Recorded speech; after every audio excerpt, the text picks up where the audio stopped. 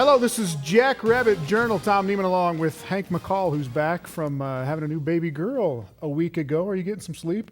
Yes, I am, actually. I'm sorry to hear that, but it's going all right? It's going great. Thanks for asking. Glad to be back, of course, but no, things are great at home. Congratulations. All right, the Jackrabbits go 1-0 again this week. They get their second win of the season, 26-6 at Southern Utah.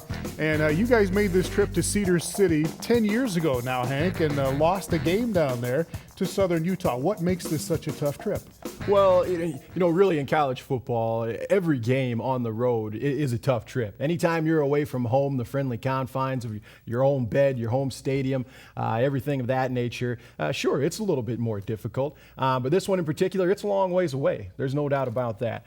Back then, it was a little bit different in that we would fly into Las Vegas, Nevada, and then bus down to Cedar City. Things have changed now, thankfully, which would make the trip a lot easier. Yeah, for now sure. the charter days makes that travel a little bit easier. The Jackrabbits, they get the win. They pretty much dominated the entire first half in this game. Stig said, "We don't always start fast, but when we do, we prefer to score a touchdown." And I'm paraphrasing, of course, there. But right down the field on the opening drive of the game, 75 yards in 13 plays. They ran the ball 10 times. Zach Zenner had 45 yards on 7 carries on this first drive. And then Reggie Gandy came in to punch it in. 7-0 Jacks, and they really kind of rolled from there. They get their first 3 interceptions of the season, including this one by defensive end Shane Gottlob, who turns it into a 2-step pick 6. Yesterday we were going through walkthrough and Coach Brown threw me a few balls and I dropped them and he told me not to drop them anymore, and so I think that was kind of part of it, but I got to thank my wingspan too. I was able to just kind of tip it and focus on it and bring it in, and was glad to make a play for our defense. Well, anytime you can get a big play from a defensive player that results in points, just like we saw from Gottlob there, it's obviously a tremendous momentum shifter for any team. But the Jackrabbits were fired up after seeing the big man snag that one out of the air and rumble into the end zone. It was time to get some big defensive plays out of the Jacks, and they had several of them. There were a couple by freshman Trey Carr. There was some good and bad throws on the offensive side by Zach Lujan in this game, and some great runs again by Zach Zenner. Coach Stiegelmeier will take you through the highlights of the first half of the Jacks and Southern Utah when we come back. Jackrabbit Journal on Midco Sports Network is presented by Billionato.com.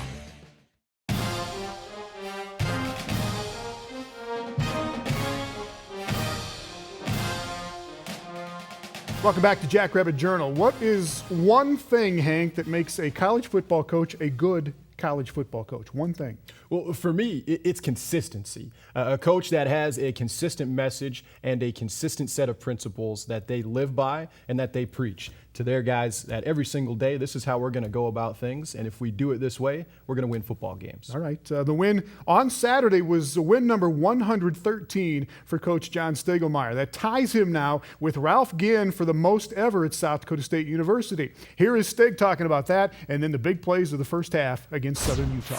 It's neat to be part of that, and I am just part of that. There are so many people that contribute to a football program. It's fun to be part of it. All right, perfect Stig answer on that one. So, but congratulations. Southern Utah here. This was their homecoming.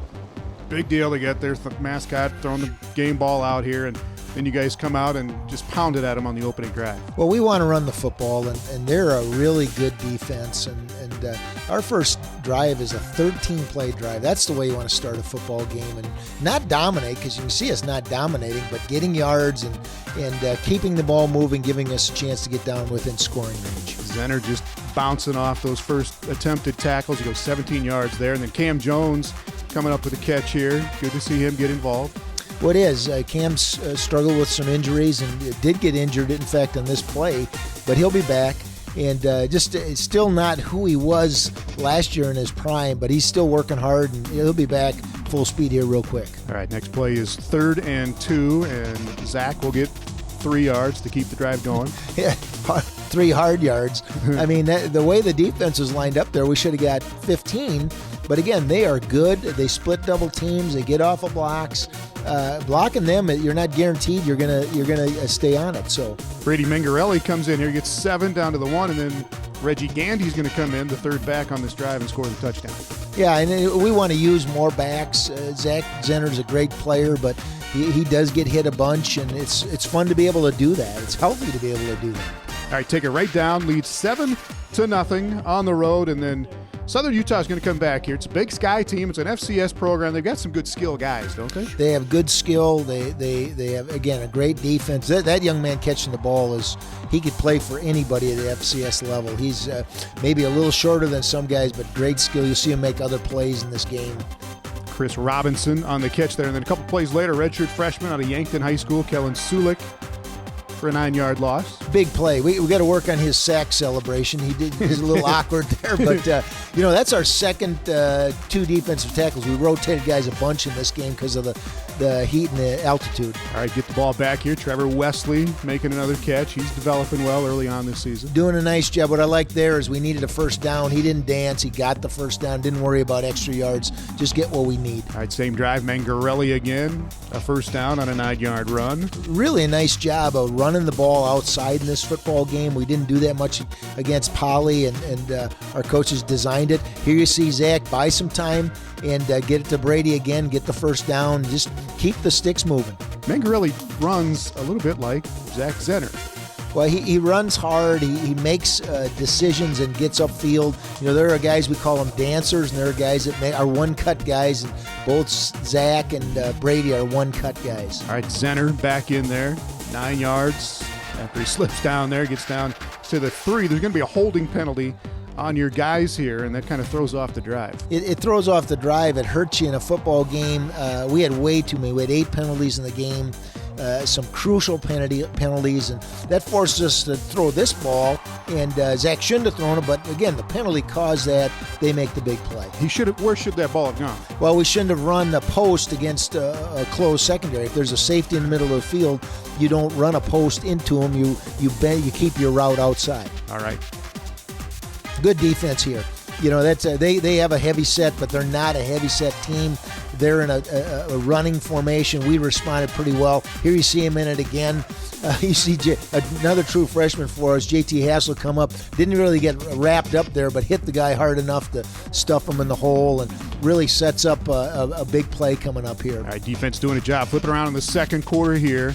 And a screen pass is high. Shane Gottlob takes it down for 6. Yeah, just so excited for Shane and our defense. Those are big, big plays. Our defense made some big plays. Shane walked on here as a tight end and has worked his tail off and ended up starting this football game. He will make a ton of plays for us in his career. And he got the football back to the official there eventually. Yeah, I know you like that. We got to work on his celebration too. Here you see it, a great call by our defense. But we lost contained backside, and Jake Gentile comes up big here and keeping him from preventing that completion of that pop fly there. All right, D holds again, gets the ball back here in a rough stretch. Here in the middle of the second quarter is Zach Lujan stripped from behind here. There's a penalty on Southern Utah here on the play, though. Well, yeah, they held one of our receivers, but their defense again, and that one defensive end is a phenomenal player.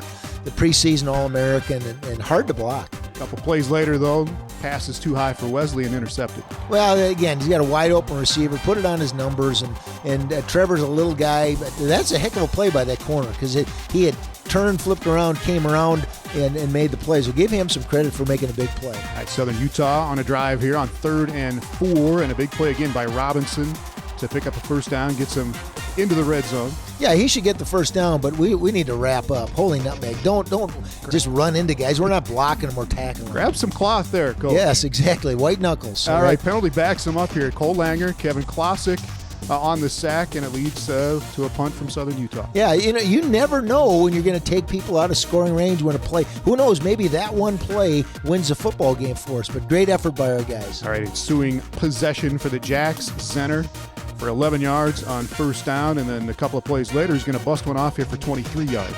Yeah, he hits the hole so hard. I'm not so sure if that official there didn't prevent a touchdown because he made Zach cut a little bit to his left, and he gets caught from the corner on that side. But great effort, great blocking by our big guys and our fullback. Another third down here, and Zach Lujan's going to hit Jason Schneider for the first down.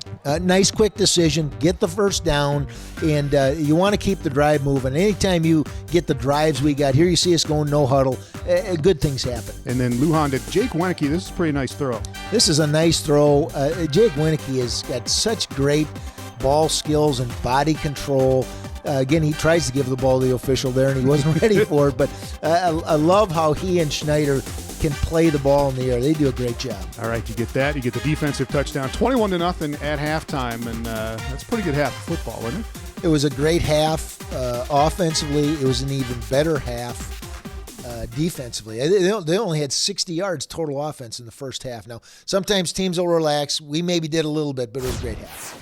All right, we'll run down the second half when we come back. 2 incredible plays by freshman defensive back Trey Carr, including the very rare defensive 2-point conversion.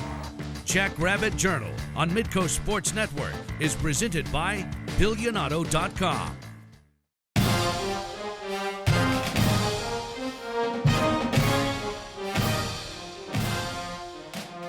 Welcome back. The Jackrabbits lead Southern Utah 21-0 at the half in this game. And in the last 10 years, Hank, there have only been 4 shutouts by an SDSU football team in the last 10 years. Why is it so hard to accomplish this feat?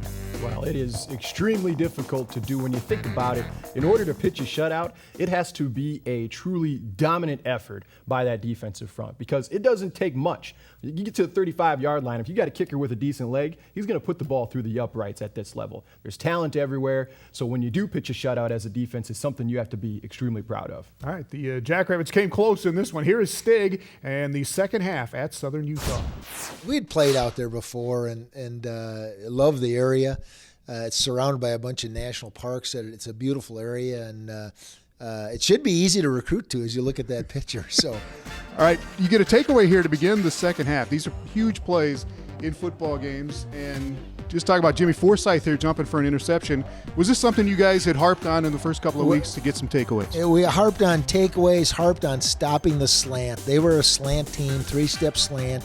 Jimmy does a great job of reading 3-step and drives on the ball. And give credit to the defensive guy there. Jimmy Forsythe made a great play. Zenner gets outside 18 yards here to get down to about the 10-yard line, but you're going to get stopped on 3rd and goal and get a field goal out of this drive. Yeah, that's disappointing. Early in the second half, try not put the game away, but make a statement. There you see us get knocked off the line of scrimmage. Our offensive guys got knocked off the line of scrimmage, and consequently, Zach doesn't even get back to the line of scrimmage. Good to see Justin Sirvatka come in here, bang it in from 21 yards, and know that you can count on him when you have to. Well, it is good, and he's kicking and playing with so much confidence right now.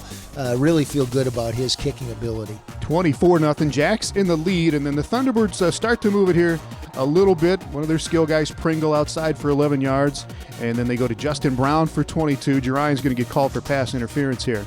This is a great play on their part. Again, you're playing a good football team here, literally running full speed down the sidelines, throw the ball, the guy stops, and Jerian's kind of bumping him. He makes the catch. Give them some credit. I mean, Jerian Butler's a great corner.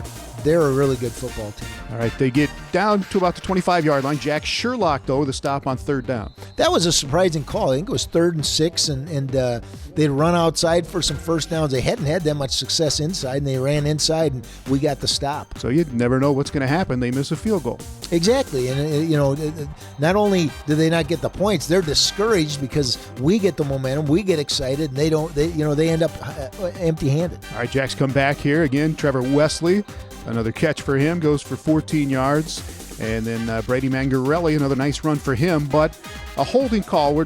I know you're not happy with any holding calls, but a couple too many in this ballgame. That one was just dumb. That was dumb football. That's not a physical error. That's just being a tough guy and throwing a guy down. All you have to do is bury that guy, and Brady's down on the 3-yard line, getting ready to score again and again. There'll be a day where that will kill us in a football game. Well, the thing is, it puts you in 3rd and 17, and then a sack here forces a punt instead of a field goal attempt. Exactly. And no points. Again, we should have been on the 3-yard line. Here we're way back punting the ball. Just not championship level football. Fantastic individual effort here by Trey Carr. Unbelievable. A true freshman. You see Jake Gentile get a clip there in the sidelines right after that, and he's going to get a personal foul here. The clip, we practiced blocking the receiver after an interception, not in the back, but he was applying his rule. But then he was just trying to protect Trey down there because he said they were bouncing his head on the turf. I told Jake, just get out of the way, tell the official, and don't do that. Just, I've never been part of a game where a guy got 2 personal foul type penalties on the same doggone play. Well, the interception did stand. Then we get to the 4th quarter here, And Jacks go 3 and out after that interception, though. And then Robinson, again, the great skill player for them. And Southern Utah on the move here a little bit, but Austin LeBlance will come up with a play here. Big play inside. Again, we played really well inside. We just kept them from getting any true momentum in the second half. Gets to 4th and 3 here, and you get the stop. And again, it's Trey Carr. Yeah, Trey, again, as a true freshman, really special game, and he's got a lot of talent. We'll make a lot of those plays in his career. All right, trade some 3 and outs here, and then the Thunderbirds still trying to get on the board. It's still 24-0 here, and they'll hit a couple of big plays. Pringle goes for 19 yards here. Yeah, they just fit up your gaps, be where you're supposed to be, make them earn the yards, not give them the yards. They were going no huddle here, and they kind of caught us off guard. We didn't do a great job. Here, just fit the play again, right? We need a guy in that gap. You need to get your head outside rather than inside, and then that's a 6-yard play rather than a 16-type yard play. And then you're not real happy with the way this play turned out. Well, this either, is just guys doing something they shouldn't do. Our defensive end should be inside that block. The corner was outside the block. That goes from a 5-yard sack to a 35-yard run. Totally unacceptable. But again, that was no huddle, and we were on our heels. We didn't play sharp there. All right, they get in the end zone here on a 1-yard touchdown run. It cuts the lead to 24-6, and by the Coach Stiglmeyer card, you go for 2 here. There's a penalty, though, and they don't give you the option. There's an unsportsmanlike penalty on them. What happens next? Well, they were going to kick. They're going to line up for 2 from the 3-yard line, and then they finally eventually asked us, do you want to decide? Do you want to take it now or on the kickoff? I said, surely we want to take it now. And so this is what ended up happening. They can't kick that extra point from there. They can, but it's suicide because you still have to score 3 times. So you knew they had to go for 2, and Trey does a nice job of intercepting it and running it back in for our 2 points in the game. It's kind of a weird. It's only a college rule where you can do that, but it's only the second time it's happened in SDSU history. And again, it's a play. It doesn't matter if that happens earlier in the game. You're excited about that because you're making a play to put more points on the board. Play every play, right? Right, without a doubt. And again, if they score that, they're within 2 scores. So that was a huge play in the football game. 26-6 is the final. And you talk about Trey Carr and Hassel, the true freshman, and then Winicky, and you got Mengarelli and Sulik and Onasorgi, all these redshirt freshmen. Is that an inordinate amount of young guys that are making impacts this year? I think it is. But again, credit our guys that recruit, bring in our assistants that recruit, bringing in good players. And those guys are good players, and they've earned spots, and they're making plays. All right, just the final thought on how this game went. You get up big early halftime, 21-0, and then close it out. But just a good, solid win against a team that hasn't had a lot of success early on yet, but this is a pretty good football team in Southern Utah, wasn't it? It was a playoff team. They were a playoff team last year. They played Southeastern Louisiana to 1 touchdown going into the 4th quarter. They're a really good football team, and I was excited to start the game the way we did. We've had so few games here, Tom, that we can relax a little bit. Never relax, but you can say we're in control of this game.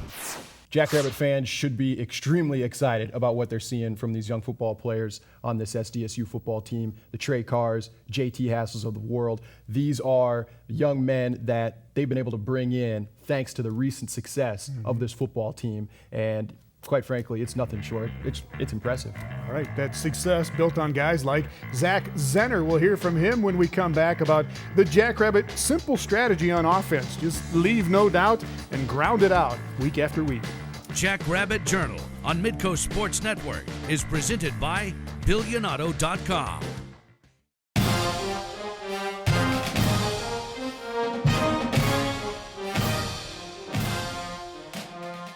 Welcome back. Well, South Dakota State is not a fancy football team. They're not going to try to fool you with a lot of razzle and dazzle. The Jacks are going to line it up and try to run it over you for the most part. That's right. More often than not, it works out pretty well for us, too. The Jacks are averaging 222 yards per game on the ground. That is currently 4th among Missouri Valley Conference teams right now. But those top 4 teams are a combined 10-1. You run it, you can win. Zach Zenner's averaging 145 yards a game right now, 2nd in the conference behind Malcolm Agnew from Southern Illinois. But the Jacks are spreading the carries around a little bit more with redshirt freshman Brady Mengarelli in the mix, and that is just fine with SDSU's All-American running back. Love it. Love it. We need more running backs on the field. I think we should have 4 running back sets. it's not in the playbook yet. But I love it. Getting everyone's success up there.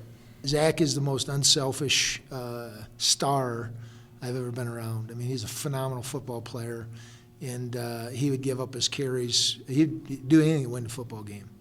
And so that's why he said that. And we've worked hard to try to develop the guys behind him because he is so good, they don't get the quality reps they need. So we need to have that so he stays healthy. Well, there should be some opportunities to run the football this weekend when the Jacks take on Wisconsin-Oshkosh. And we will take a look at the Titans when we come back. Jackrabbit Journal on Midco Sports Network is presented by BillionAuto.com.